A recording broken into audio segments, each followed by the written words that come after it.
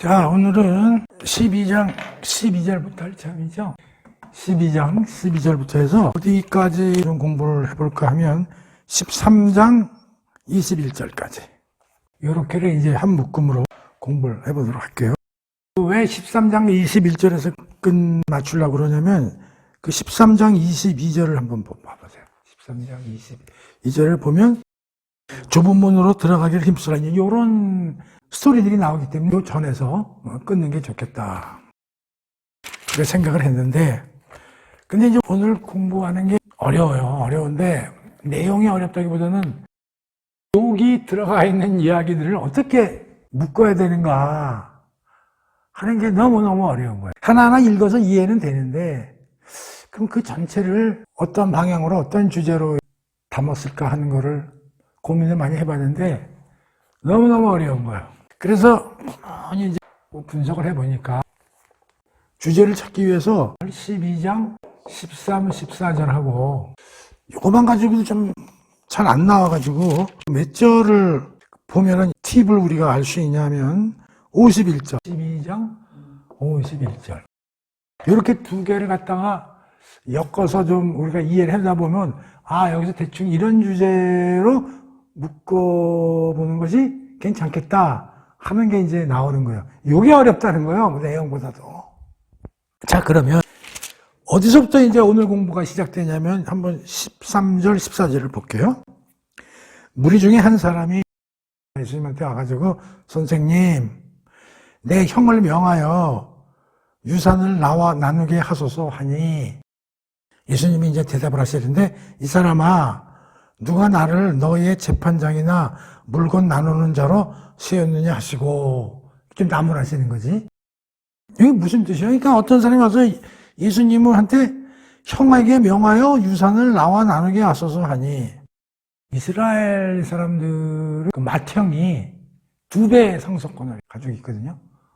우리나라도 옛날에 장남이 1.5배인가 이렇게 갖고 있었어요. 그래서 이제는 전부 1대1로 다 됐죠. 친족상속법에 돼 있다고 그러는데, 그리고 재산을 죽어서 나누는 게 상속이고 죽기 전에 주는 건 이제 우린 증여라고 그러는데, 이스라엘 사람들은 황자의 비유 이제 나중에 공부를 하겠지만 작은 아들이 유산을 달라고 그러는데, 원래 유산은 살아생전에는 이스라엘에서는 달랠 수가 없는 거죠. 아버지가 살아있는데, 부여자식이. 이제 그런 시스템인데, 여기서 형에게 명하여, 그러니까 이 친구는 장남이나 아닌 것 같아. 위로 형이 있는데 와가지고 유산을 나와 나누게 하소서 하니. 그러니까 이걸 쉽게 풀으면 왜? 예수님, 우리 집에 좀 유산이 좀 있는데요, 그걸 혹시 잘못하면 형들이 다 뺏어갈 것 같으니까, 그걸 좀, 예수님 현명하신 분, 지혜로운 분이시니까, 저도 좀 몫을 가지게 좀 이렇게 좀 도와주시면 안 될까? 이렇게 이제 질문을 한 거야. 그랬더니 예수님이, 내가 니네들 재산 이런 거 나누는 거, 작성해주는 변호사, 무슨 공증이, 그런 거는 중개인으로 날 지금 알고 해달라는 거야? 이렇게 이제 나무라시는 거지. 그러면서 뒤에 비유로 예수님이 어떤 얘기를 하세요. 근데 아무리 읽어봐도 이게, 그것도 뒤에 나오는 거고 연결시켜봐도 주제를 잡기가 너무 어려운 거야. 그러다가 51절에 한번 가봐요. 51절에 가보면 뒤에, 내가 세상에 화평을 주려고 온 줄로 아느냐? 내가 너희에게 이르노니 아니라 도리어 분쟁하게 하려 함이라. 이런 말이 나온단 말이야. 여기서 이제 힌트를 좀 얻는 거야. 나도 처음에 이제 이 귀절을 읽으면서 좀 이상하다, 그런 생각이 드는 거야. 예수님 하면 우리가 보통 어떤 하나님이야? 사랑의 하나님이라고 그렇잖아요. 자비의 하나님이 예수님이잖아. 그럼 예수는 모든 사람을 사랑하고 모든 사람을 화평하게 하고 그러려고 오신 분이라고 일반적으로 생각이 되잖아요. 근데 51절은 보라고. 내가 세상에 화평을 주려고 온 줄로 아느냐? 내가 너희에게 이르노니 아니라 도리어 분쟁하게 뭐가 좀 우리의 커먼 센스, 우리가 생각하는 예수님 상하고 뭐가 안 맞잖아, 이게. 그래서 이게 뭔가? 이제 옛날에 이 성경 읽을 때도 이 구절 나오면은 이게 뭔가 하고 이제 그렇게 이제 생각한 경우가 있었단 말이에요. 그리고 우리가 이제 산상수훈 같은 거 배울 때 팔복 배웠잖아. 7번째에 가면 뭐가 나냐면 화평케 하는 자는 복이 있나니. 거기서 화평이란 말이 나오는데 갑자기 아니 하느님 나라에 사는 사람들은 다 화평을 추구하고 화평을 이루려고 하는 자들인데 여기서 화평을 주려고 온 게 아니라 분쟁을 하려 했다. 그러면서 그 뒤에 한번 봐봐. 이후부터 한 집에 5사람이 있어. 셋은 자식이고 둘은 이제 부부겠지. 근데 분쟁한다는 거야. 셋이 둘과 둘이 셋과 하리니 아버지가 아들과 분쟁이 일어나고 아들이 아버지와 어머니가 딸과 딸이 어머니와 뭐 난장판 되는 거잖아. 시어머니와 며느리와 시어머니와 분쟁하리라 하시니. 그러니까 예수님은 여기서 화평케 하러 온 게 아니라 분쟁시키러 오신 것 같이 이런 필링이 들잖아. 한 개 잘못하면 대단히 힘들어. 물론 예수님은 모든 사람들을 사랑을 주고 우리를 다 어려운 데서 구하시고 사탄에서 빼내시고 지난번에 배웠지만 벽을 허물고 다 나가야 되게 하고 이래 오신 거 맞아요. 그걸 부인하는 건 아닌데 우리가 이제 그동안에도 쭉 배워왔지만 그렇게 예수님이 가르치고 고치시고 설파하시고 해도 자기 동네에서는 예수님을 거부하고 죽이려고 그러고 바리새인들은 계속 시험하려고 그러고 고발하려고 그러고 질문 이상한 거 던져가지고 어렵게 만들려고 그러고 전부 그런 거 아니에요. 그러니까 이게 뭐냐면 예수님이 모든 사람들이 다 내가 하는 걸 이 일과 말을 깨달아서 다 하나님의 나라로 들어왔으면 좋겠는데 현실적으로 이 세상에서는 그걸 반대하는 사탄 무리들도 있고 그러니까 어차피 그걸 받아들이지 않는 사람들도 있을 수밖에 없다는 거예요. 그렇다고 하나님은 화평이라는 게 우선순위가 돼가지고 모든 걸 화평하게 하기 위해 가지고 깨닫지도 못하고 하는 사람들까지도 다 어우르는 건 안 된다 이런 얘기지. 왜냐하면 그거를 해결하다 보면 하나님 나라와 예수님과 목적이 완전히 흐트러져 버리는 거지. 그렇잖아요. 그러니까 이 얘기는 뭐냐면 예수님은 좋은 얘기를 하고 우리를 위해서 오셨지만 아무리 얘기를 해도 깨닫지 못하고 들어오려고 그러지 않고 이런 사람은 어쩔 수 없는 거 아니겠느냐. 그래서 결국은 하나님의 복음이나 하나님이 하시는 일은 어차피 어떻게 돼? 두 패거리로 나뉘어질 수밖에 없다. 무슨 말인지 알죠? 그리고 이제 첫 번째 13절, 14절을 한번 봐봐요. 그래서 이제 그 유산을 좀 나눠가지고 좀 논아서 갖게끔 좀 예수님 도와주세요 하니까 내가 무슨 재판장이고 뭐 물건을 이렇게 나누게 하는 자냐 이렇게 얘기를 하셨단 말이에요. 내가 얼핏 들으면 그러면 예수님은 재판하러 오신 것도 아니고 물건을 이렇게 나누러 오신 분도 아니다라고 생각할 수도 있잖아요. 그러니까 이게 해석하기 어렵다는 거예요. 그러니까 이게 뭐냐면 이걸 종합적으로 보면 나는 니들 그 재산, 물질 이런 것들을 갖다가 뭐 증서나 써주고 이런 걸 하기 위해서 무슨 도움이나 주고 이런 걸 뭐 중개나 하고 이런 사람이 아니고 이거보다 훨씬 높은 차원의 문제 무슨 재산이나 물질 나누고 이런 거보다 진짜 높은 차원의 문제 도대체 너희들 어디 소속이냐? 너희들이 정말 하나님 나라 소속이냐? 그럼 사탄의 나라 소속이냐? 두 번째, 너희들이 그 어떤 존재인가? 너희들이 지금 하나님의 자녀로서의 존재냐? 어쩌면 사탄이나 마귀에 속한 자녀로서의 존재냐? 이런 더 높은 차원에서 내가 너희들을 하나님 나라와 하나님 자녀로서의 속하게 하기 위해서 내가 온 사람이고 내가 얘기하는 복음, 메시지를 전하는데 이 복음 메시지는 결말에 가서는 어떻게 되냐면 니들이 어디 소속이냐, 니들이 어떤 존재냐에 대한 나뉜, 갈림을 일으킬 수밖에 없다 라고 얘기하시는 게 오늘 공부의 주제예요. 어렵죠? 그래서 오늘은 이 주제 잡기가 너무너무 어려운 거예요. 근데 이 13절, 14절을 봐서는 의미가 잘 안 떠오르는데 51절을 보면서 우리가 주제를 이렇게 잡아야 되겠다. 그래서 앞으로 오늘 공부하는 모든 이야기들은 이거를 주제를 놓고 살펴보면 좋겠다. 그런 생각이 드는 거예요. 옛날에도 얘기했지만 아무리 하나님이 빛을 비춰도 지금 날씨가 흐려서 찝찝해. 근데 하나님이 그걸 알고서 다 햇빛을 비쳤다고 쳐봐. 그럼 모든 사람들이 어우 좋다. 그럼 나가서 그냥 우통 먹고 막 햇빛에 일광욕하러 나가는 사람이 있는 반면에 어떤 인간들은 갓땡을 치고, 아이, 눈부셔. 어쩔 수 없이 그렇게 나뉘어질 수밖에 없다는 거지. 그러니까 예수님의 메시지와 복음도 모든 사람들을 하나님 나라로 이끌려고 오셨지만 결국은 이렇게 나뉘어질 수밖에 없다. 그래서 그들이 하나님 나라에 속하게 하고 사탄의 나라가 아니라 사탄의 자녀가 아니라 하나님의 자녀로 만들려고 왔는데 지금 이 친구는 와가지고 선생님 우리요 재산 좀 이렇게 나눌 수 있는데 좀 도와줄 수 있다고 질문을 하니까 예수님이 여기서 뭐라 그러냐면 야 내가 그따 물건이나 나누는 재판장이나 그런 역할을 하라 내가 언제 알아? 하고 이제 꾸짖으신 거야. 근데 이거 잘못 해석하면 아 예수님은 재판장이나 물건을 나누러 오신 분이 아니구나라고 해석할 우려가 있다는 거야.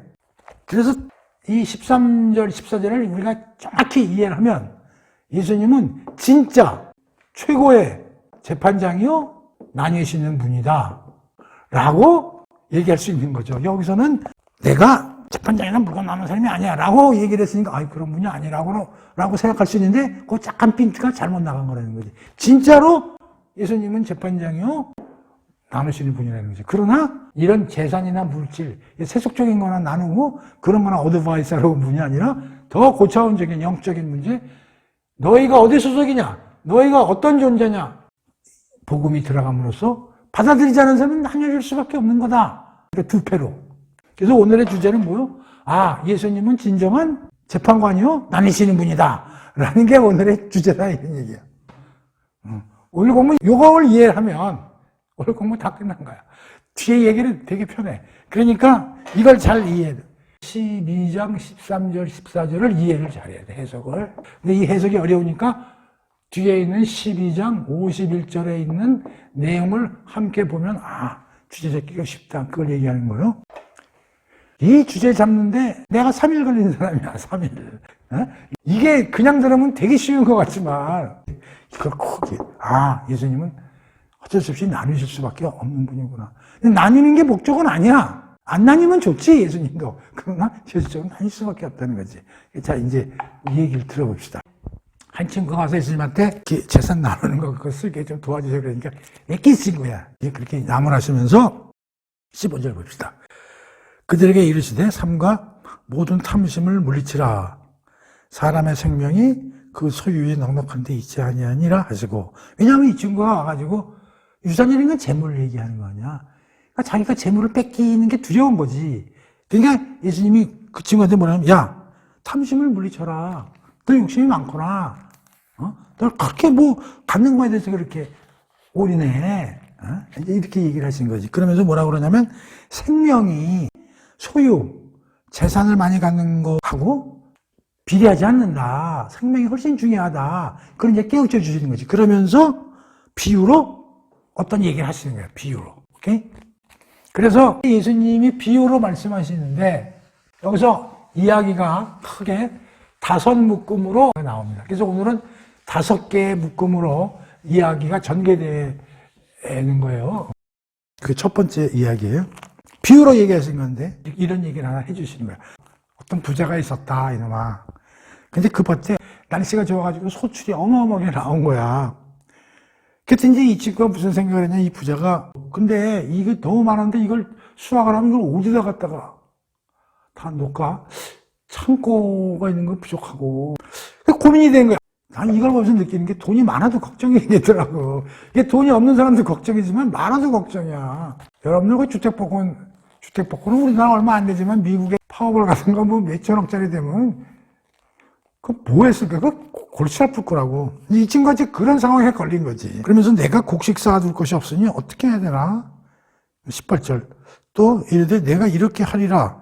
내가 곡간이 하나 있긴 있는데 너무 작아. 그래서 그걸 헐고 더 크게 짓고 거기서 내가 모든 걸 내가 거기다 다 창고에다 멋지게 쌓아놓을 거야.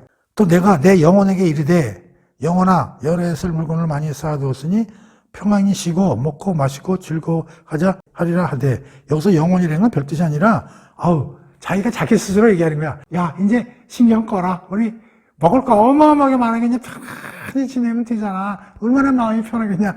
지가 자기한테 위로를 하는 거지. 하나님이 이제 그때 이런 얘기를 하셨던 게, 야, 이 어리석은 놈아, 부자한테. 네가 아무리 창고에다 쌓아놓고 네 마음으로는 이제부터 평안해지겠구나 라고 생각을 했지만, 오늘 밤에 하나님이 네 영혼을 걷어갈 수도 있어. 엄마, 네 생명을 좌지우지할 분이 존재한다니까.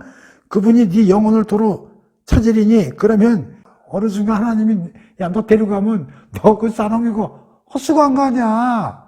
이런 얘기죠. 그러면서 자기를 위하여 재물을 쌓아두고 하나님에 대하여 부유하지 못한 자가 이와 같으니라. 그렇죠? 그런 예화를 해놓은 거야. 그러니까 돈이나 소유에 너무 밝히지 마라. 그럼 어느 게 중요하다는 게, 네 생명을 좌지우지하는 분한테 신경을 써야지. 그분이 좋아하시는 게 뭐고, 그분하고 어떻게 해야 교제가 이루어지고, 그분한테 어떻게 하면 안 떨려나고, 이런 거야. 그러니까 이건 뭐냐면, 어떤 분야냐면, 실제 우리가 먹고 사는 의식주, 실제 의식주, 소유에 관한 그런 문제의 분야에서의 하나의 예화로 얘기를 된 거야. 그럼 이건 무슨 뜻이야? 이 친구는 그 많은 재물을 어떻게 하고 싶은 거야? 보관하고 싶은 거 아니야. 그러니까 이 친구는 지금 대비하는 거 아니야? 도둑이 훔쳐갈 수도 있고, 뭐 이웃이 가져갈 수도 있고. 그러니까 이 주제는 내가 보면 이런 것 같아. 무엇을 우리가 대비하고 준비해야 되는가?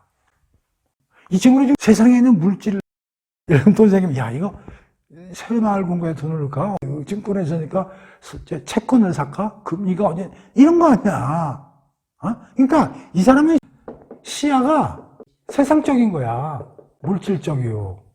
근데 지금 예수님은 무슨 비유를 했냐면, 이 시야를 넓혀야 돼. 네가 죽어서도, 이 친구는 죽기 전까지 어떻게 잘 먹고 잘 살까가 눈에만 보이는 거라고. 근데 예수님은 지금 무슨 생각을 하냐면, 죽음 넘어서까지 마라.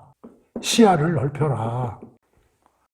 육체가 죽는다고 해서 그 인간이 죽는 게 아니야. 그 이후의 삶도 있어. 그럼 그 이후의 삶까지 보고 나는 뭐를 준비해야 되고, 뭐를 대비해야 되고, 영생, 죽음 넘어서도 봐야 돼. 너는 요 단기간적인 거 가지고, 물질적인 것만 봐가지고 어떻게 대비해야 되지? 이 예화를 보면서 또 느끼는 게 뭐냐면, 이렇게 생각하면 안 돼요. 그럼 우리가 세상을 살면서 무슨 사업을 하거나 그런 거 할 때 우리가 무슨 준비도 안 하고 예측도 안 하고 그런 거 아닙니다. 그거 해야 돼요. 그러니까 돈을 우습게 보고 무슨 준비도 하지 말고 그런 걸 하지 말라는 게 아니라 그것도 해야지. 해야 되지만 더 중요한 건 시각을 넓혀봐라. 네가 죽음 이후의 영혼, 영생, 죽음 너머의 삶, 이러한 문제까지를 쫙 생각하고 보면서 현재 내가 어떻게 준비를 해야 되고 어떻게 살아가야 되는가를 우선순위를 두고 살아라. 단기간에 이런 소유욕에 빠져가지고 이렇게 근시안적으로 살지 말아라. 무슨 말인지 알죠? 그런 이야기인과 동시에 주제에 비추어서 보면 이러한 의식주 분야의 문제에 있어서 예수님의 메시지가 들어가면 두 갈래로 나뉜다는 거예요. 지금 이 사람같이 어리석은 부자와 이런 얘기를 해주면 예수님의 뜻을 알아듣고 그걸 실천하고 깨닫는 이런 두 부류로 나뉠 수 있다는 거지. 근데 지금 여기에 있는 얘는 어떤 부류야? 어리석은 부류. 그래서 오늘의 주제에서 예수님의 복음과 메시지가 이 세상에 떨어지면 뭐가 진리냐, 뭐가 거짓이냐가 드러나는 거예요. 예수님의 말씀이 딱 들어가면 뭐가 진짜고 뭐가 거짓인가가 딱 드러내고, 두 번째는 뭐가 어리석은 거며 뭐가 지혜로운가가 딱 구분이 되는 거야. 예수님의 메시지가 들어가면. 세 번째는 눈 먼 것과 밝게 정확히 볼 수 있는 게 뭔가가 구분이 되는 거야. 그리고 네 번째는 죽은 것과 살아있는 것이 뭔지가 판명이 된다고. 예수의 복음 메시지. 우리는 보통 이제 그걸 성경이란 말로 쓰죠. 성경을 읽고 우리가 공부를 하고, 예수님의 메시지는 뭐가 진짜고 뭐가 거짓이고, 뭐가 어리석은 거고 뭐가 지혜로운 거고, 뭐가 눈 먼 거고 뭐가 밝은 거고, 뭐가 죽은 거고 뭐가 살아있는 것이 딱 명쾌하게 구분이 된다는 거지. 그러면은 지금 이 의식주에 관한 어떤 부자의 이야기를 통해서, 그러니까 이 부자는 한마디로 거짓밖에 모르는 사람이요, 어리석은 자요, 눈이 먼 자요, 죽은 자라는 거야. 그래서 이걸 깨달아야 진리가 뭔지, 진정한 지혜가 뭔지, 진짜 눈이 밝아지는 게 뭔지, 진짜 살아있는 게 뭔지를 알고자 예수님이 복음과 메시지를 던지는 거다. 그런 얘기지.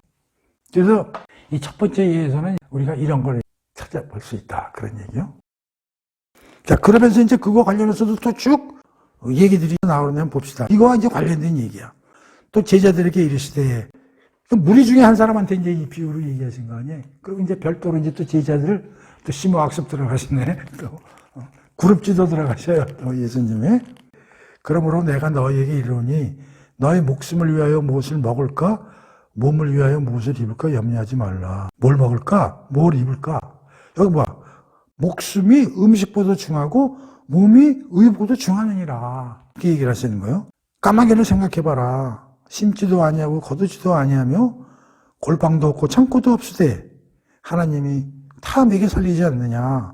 너희는 새보다 얼마나 더 귀하냐. 여기 나오는 얘기는 마태복음에 있는데도 그대로 이런 얘기가 들어가 있어요. 오케이? 근데 누가는 지금 여기다 이 얘기를 쓰고 있는 거예요. 이 얘기를. 너희 중에 누가 염려함으로 키를 한 자라도 더 할 수 있느냐. 그런즉 가장 작은 일도 하지 못하면서 어찌 다른 일들을 그렇게 염려하느냐. 백합화를 봐라. 여기 이제 또 백합화를 예를 들어 위에서는 까마귀 예를 들고 실도 만들지 않고 짜지도 아니하느니라. 그러나 내가 너에게 말하노니 솔로몬의 모든 영광으로도 이 꽃 하나만큼 훌륭하지 못하였느니라. 오늘 있다가 내일 아궁이에 던져진 툴불도 하나님이 이렇게 입히시거늘 하물며 너일까 보냐. 믿음이 작은 자들아. 그럼 먹고 마시고 의식주 문제, 이거 산상수훈에서 다 배운 거야. 너무 신경 쓰지 마. 그 다음에 너희는 무엇을 먹을까? 무엇을 마실까요? 구하지 말며 근심하지 마. 이 모든 것은 세상 백성들이 구하는 것이라 너희 아버지께서는 이런 것들이 너희에게 있어야 할 것을 다 하셔. 너희들이 먹고 입어야 되는 거 다 하시지. 너희들 굶고 옷 벗고 살라고 그렇게 하시는 거 아니야. 너희들 다 좋은 옷, 좋은 거 먹길 원하셔. 그런 얘기죠. 다만 너희는 그의 나라를 구하라. 그리하면 이런 것들을 너희에게 더하시리라. 우리 마태복음에서도 먼저 그의 나라와 그의 의의를 구하라. 바리새인보다 더 큰 의의를 행해야 되니라. 이런 얘기가 배웠잖아요. 적은 무리여 무서워 말라. 너희 아버지께서 그 나라를 너희에게 주시기를 기뻐하시느니라.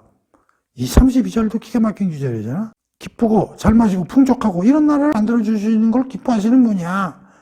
너희 소유를 팔아 낡아지지 아니하는 배낭을 만들라. 하늘에 둔 바 다함이 없는 보물이니 거기에는 도둑도 가까이 하는 일이 없고 좀도 먹는 일이 없느니라. 그러니까 너를 보물 있는 곳에는 너희 마음도 있으리라. 너희 보물을 어디에다 쌓으려는 거야? 하늘에 쌓으려는 거죠. 이게 산상수훈에 나오는 거예요. 의식주 파트에 6장에 나오는. 자, 근데 여기서 또 한번 봅시다. 근데 이거를 읽으면서 좀 찝찝한 게 있어요. 예수님의 이 말씀을 들으면서 찝찝한 게 있다고. 다 알겠는데 나도 이거 옛날에 그 성경 처음 읽으면서 잘 안 와다 이게. 뭐 까마귀 얘기 나오고 뭐 들국화 얘기 나오고 백합화 얘기 나오고 이것들 다 하나님이 먹여 살리는데 왜 니들 근심하지 마라. 의식주. 근데 의식주 어떻게 신경 안 쓰고 살아? 그러니까 이제 젊은 청년들이나 이 성경을 읽는 사람들이 불가능한 얘기 아니야. 이게 무슨 얘기야. 이게 찝찝한 거예요. 이게 교회 가고 싶고 하나님, 예수님 믿으려고 하는데 이런 것 때문에 찝찝해서 못 믿는 거야. 야, 이거 뭐 가능치도 않은 얘기, 뭐 좋은 얘기 같은데 이런 찝찝함이 있단 말이야. 그럼 그걸 해결해야 되잖아. 이 찝찝함을 해결해야 되는데 이게 해결이 잘 안 돼. 그래서 내가 이 문제 가지고 고민을 많이 해본 사람이라고. 자, 봅시다. 사실 하나님이 창조할 때 모든 인류들이 충분히 먹고 살 것을 준비하셨어요. 그건 사실이야. 창세기에 보면 다 그 채소나 이런 거 다 뜯어먹고 살 수 있게끔 하나님이 준비를 하셨다고. 우리 창세기 공부했지만. 먹을 수 있어요. 그런데 이게 왜 지금 문제가 생겼냐면 이 타락을 해가지고 에덴 동산에서 쫓겨나면서 이 분배 구조가 왜곡이 된 거야. 모든 사람들이 자기 먹을 만큼 가질 만큼만 갖고 있으면 다 모든 사람들이 해결되게끔 하나님이 다 준비했는데 이게 왜곡이 돼가지고 빈익빈 부익부가 되는 거야. 여기서 가진 놈은 넘쳐나게 가져가고 없는 놈은 계속 하나님이 준비하신 목도 못 찾아 먹게 되는 거야. 그러니까 너무 어려워지는 거지. 그 어려운 사람이 발생하는 거야. 이건 어디서 오냐? 뭐 두 가지에서 오겠지. 있는 놈의 탐욕, 또는 없는 사람의 게으름. 그 게으르니까 그 사람들이 못 먹고 사는 거지. 야, 열심히 살면 먹고 하지. 있는 놈도 그렇게 얘기하지만, 그런 것도 있지만, 이 탐욕스러움. 지금 이 부자와 같이 그냥 창고에다가 딜이 쌓아놓고 있는. 그렇기 때문에 이런 문제가 발생하는 거라. 그럼 이 문제는 어디서 만드냐? 이 타락이란 말이에요. 하나님을 버린 죄란 말이에요. 원죄에서 일어나가지고 여기서 이제 이런 문제가, 이게 바로 죄의 증상이죠. 빈익빈 부익분. 자, 그런데 근데 왜 예수님이 여기서 이런 얘기를 하시냐고? 이거 다 아실 텐데. 그래서 우리가 산상수훈 공부할 때 얘기를 했죠. 뭐라고 했냐면, 이 성경에 나오는 메시지는 산상수훈이나 이런 거는 일반인들은 달성 못한다. 이거 누구를 대상으로 하는 거라고? 성도들이라고. 크리스찬들. 그러면 이 크리스찬들의 모임이 뭐냐면 교회라고, 교회. 내가 항상 얘기하는 게 이거예요, 교회. 교회 밖에서는 이런 일이 벌어지고 있어요. 의식주가 모자라고, 빈익빈 부익부로 힘든 사람들이 있고. 그런데 성도들, 크리스찬들의 모임인 교회 내에서는 이게 없어져야 돼. 이 왜곡이 사라져야 된다고. 그러니까 하나님이 자신있게 성도들에게 뭐냐면, 걱정하지 말아라, 의식주. 이거 하나님의 나라고, 에덴 동산의 회복이고, 이 안에서는 충분히 내가 다 만들어 놨기 때문에 충분히 될 수 있어. 그러면 교회에 있는 사람들이 어떻게 돼? 자기네 교회에 들어오는 교회에 있는 사람들이 형제들이니까 누가 얼마나 힘든지, 누가 옷이 없는지, 누가 어디가 아픈지 살펴야 될 거 아니야. 살피고 어떻게 해야 돼? 도와야 될 거 아니야. 십시일반. 그러니까 교회 안에 있는 사람들이 왜 굶냐고, 왜 옷을 벗냐고. 다 해결이 되지. 이 얘기가 바깥에 하는 얘기가 아니고, 교회 제자들의 모임, 이 크리스천들한테 예수님이 걱정하지 마, 먹고 입고 자는 거. 내가 이거를 깨닫고 나서, 맞다, 이게 정답이구나. 이게 세상 모두에 대해서 하시는 얘기가 아니구나. 이 밖에서는 아비규환이 일어나더라도 예수님 말씀을 깨닫고 받아들이고 들은 사람들은 교회 안으로 들어오면 이 바깥과 완전히 다른 이러한 일들이 벌어지게끔 교회가 운영이 되고 외부에 보여져야 된다. 그래야 빛과 소금이 되는 거고 그렇다는 거죠. 그러니까 교회에서 해야 될 일이 얼마나 많아요. 근데 우리는 오늘날 교회가 어떻게 그러느냐? 안 하고 다 받고 나서 바꿔주고 사회 복지센터 같이. 그러니까 아니라는 걸 내가 얘기해 주고 싶어서 하는 얘기. 이게 틀린 얘기가 아닙니다. 예수님이 하신 얘기가. 찝찝함이 없어요. 찝찝함이 처음엔 있었지만 이게 사실이라고. 그래서 이거를 진짜 한 집단이 있잖아요. 그게 초대교회라는 거예요. 이게 초대교회. 그게 초대교회고 세례요한이 있던 에센파들, 쿰란 공동체. 우리가 잘 아는 청교도들, 유럽의 일단의 청교도들이 다 100%는 아니지만 이런 삶을 살기로 노력을 한 사람들이고 그 공동체 안에서는 서로가 논하는 걸 뭐 법으로 그렇게 한 게 아니라 스스로 사랑으로 하나님의 말씀을 받아들여서 운영하는 거죠. 그렇죠? 교회가 이렇게 운영이 돼야 된다. 그러니. 그래서 절대로 이런 규절을 읽을 때 야, 이게 뭐 가능하겠냐? 이렇게 읽으면 안 된다. 그런 얘기. 특히 12제자가 스타팅 하면서 해야 될 일이고 이렇게 해서 교회를 만들고 여기 있는 사람들을 가르치고 신도들을 모으고 하는 일을 해야 되기 때문에 22절에서 또 제자들에게 이르시니 그 재산 많은 한 청년에게 얘기도 했지만 다 알아들었을 때 다시 제자들을 불러서 심호학습을 시키고 야 니들 잘 들어봐 까마귀 백합화도 다 먹고 살 자리가 있는 거야 하나님이 다 하신다 그러니 너희들이 그런 일을 해야 돼 어디서 교회 안에서 그런 얘기예요. 그래서 34절까지가 첫 번째 파트란 말이에요. 먹고 사는 문제에 있어서 이 질문하는 사람은 깨닫지를 못하니까 그는 진리를 모르는 자요, 어리석은 자요, 눈이 먼 자요, 죽어있는 자라는 거지. 그러나 그걸 깨닫는 사람은 제자들이 100% 깨닫지는 못했지만 어느 정도 희미하게나마 깨닫고 있으니까 그들하고 이 사람하고 분류가 딱 되는 거지. 예수님의 말씀을 들으면 이렇게 나눠질 수밖에 없다. 그런 얘기예요. 그래서 첫 번째 이야기가 어디서 어디까지? 16절에서 34절까지죠.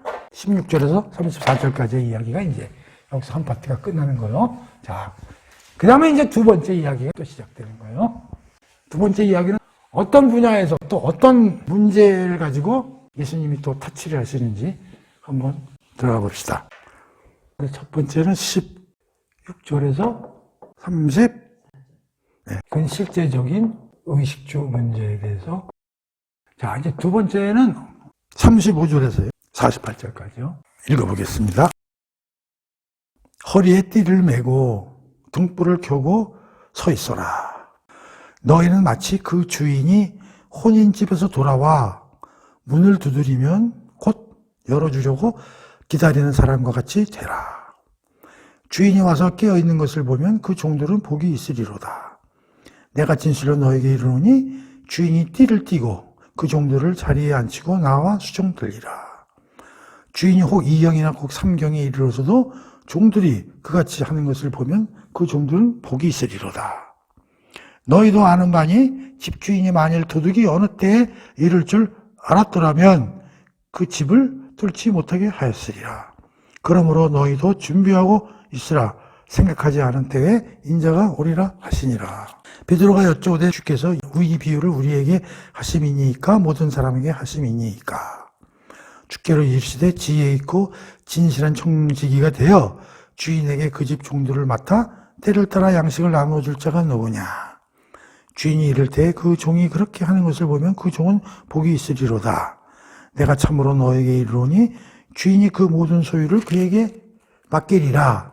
만일 그 종이 마음에 생각하기를 주인이 더디오리라 하여 남녀 종을 때리며 먹고 마시고 취하게 되면 생각하지 않은 날 알지 못하는 시각에 그 종의 주인이 이르러 엄히 때리고 신실하지 아니한 자의 받는 벌에 처하리니 주인의 뜻을 알고도 준비하지 아니하고 그 뜻대로 행하지 아니한 종은 많이 맞을 것이요 알지 못하고 맞는 일을 행한 종은 적게 맞으리라. 무릇 많이 받은 자에게는 많이 요구할 것이요 많이 맡은 자에게는 많이 달라 할 것이니라.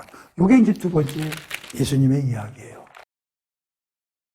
그럼 첫 번째 얘기는 실제적인 의식주 문제에 있어서의 예수님의 메시지가 들어왔을 때 어리석은 자와 지혜로운 자를 나뉘어질 수 있다고 하는데, 야, 이건 어떤 문제나? 이건 이제 영적인 문제다. 영적인 문제에서도 이제 두 갈래로 나뉘어질 수밖에 없는데, 근데 여기 스토리를 보면 주 스토리가 뭐가 하나 주인하고 종이 주로 나와. 그렇죠?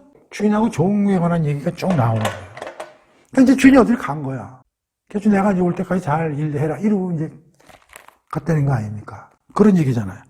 그래가지고 주인이 돌아올 때까지 종은 깨어가지고 잘 신경 쓰고 주인이 언제 올지 몰라.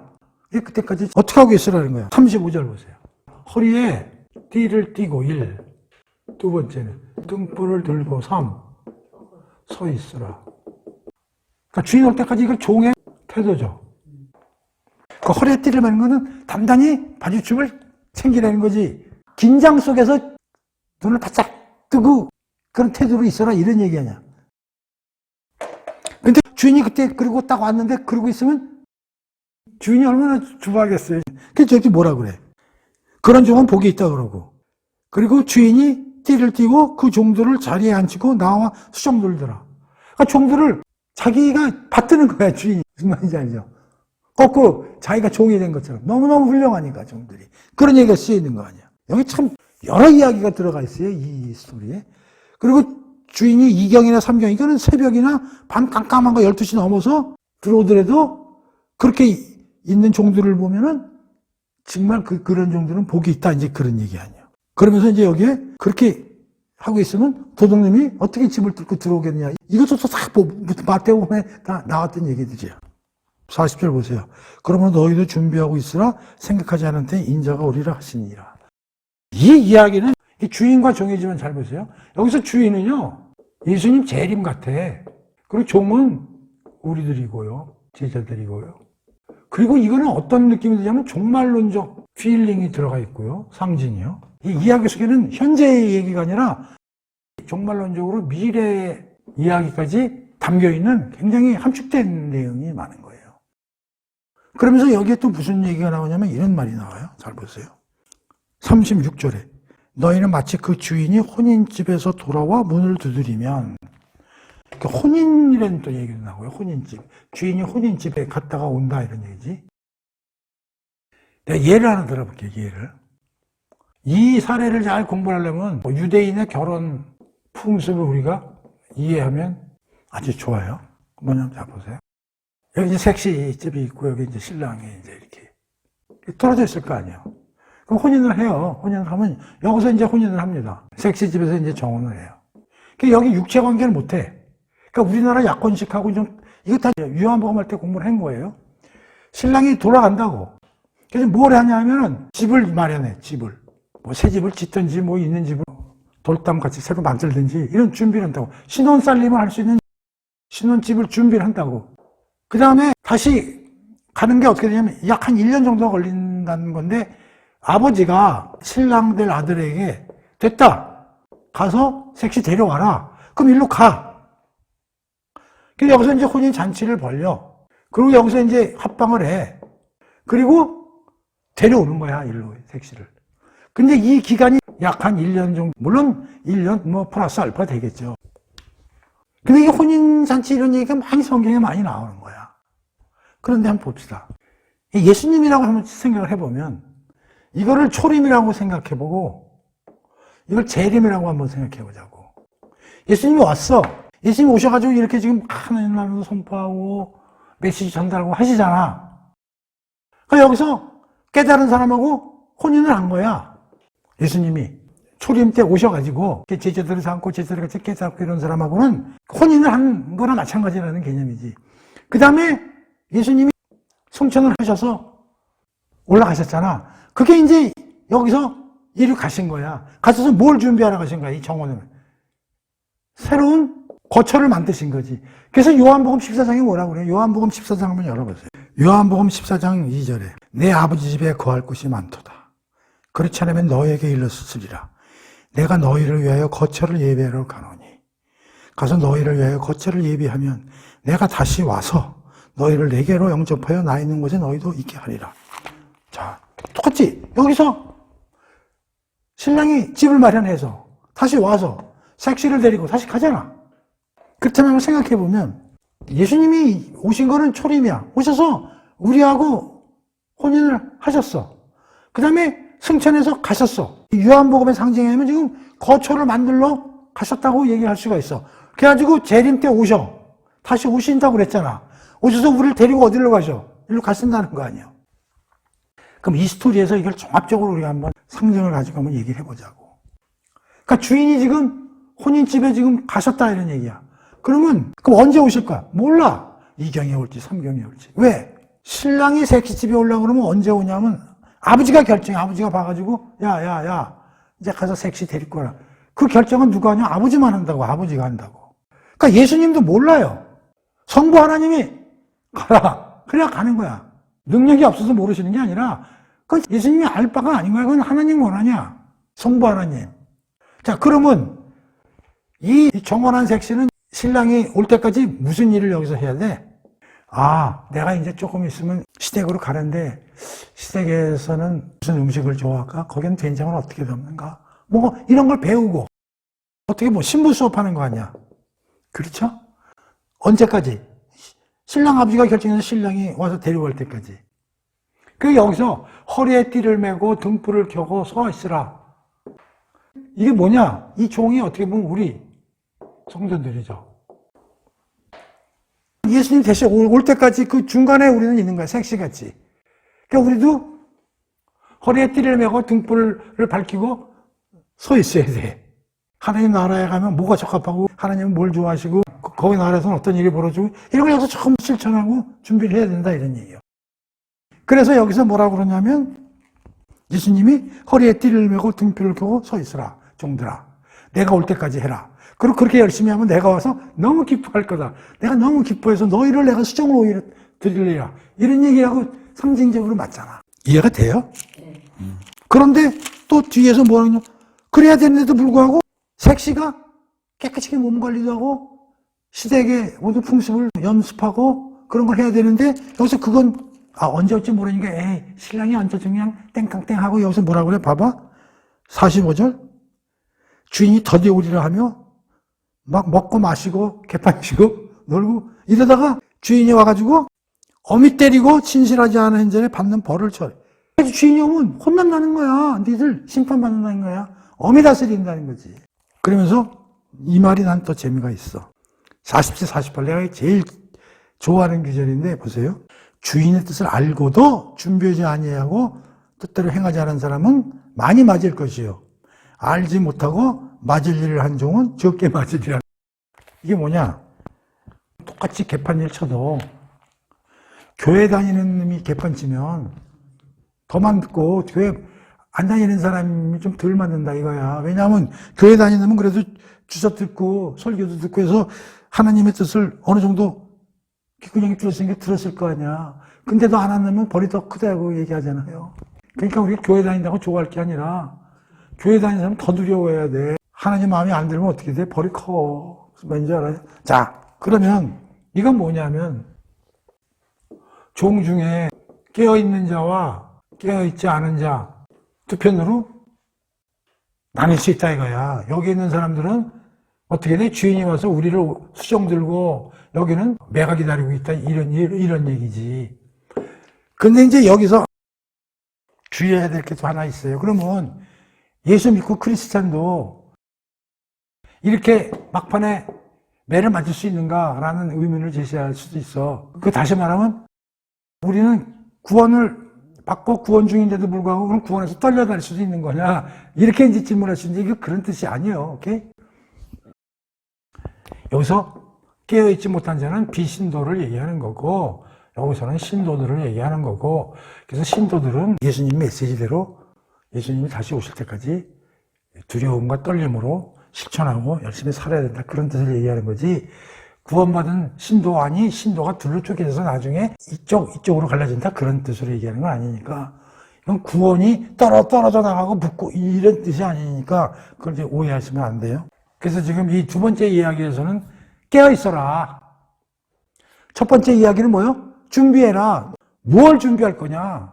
세상적으로 단기간으로 보지 말고 좀 멀리 죽음 너머에까지 보고 모든 걸 준비해라. 두 번째는 깨어서 실천해라. 실천하는 자와 실천 안 하는 자가 두 배로 나뉠 수밖에 없는데 그랬을 때 예수님께서 하시는 일이지. 여기는 예수님이 와서 수정까지 하는데 여기는 벌이 들어간다. 그래서 이건 종말론적 의미가 굉장히 듬뿍 들어가 있는 이야기다. 오케이? 두 번째 이야기까지 했어요.